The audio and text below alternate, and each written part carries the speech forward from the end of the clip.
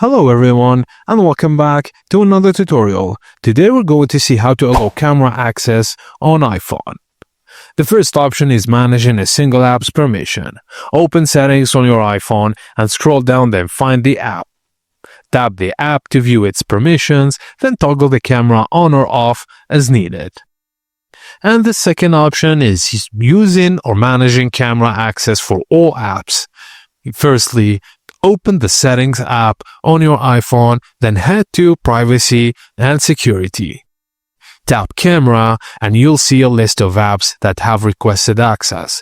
Just toggle the switch next to each app to allow or block camera access. This way, you can either control permissions app by app or manage all camera access from one place.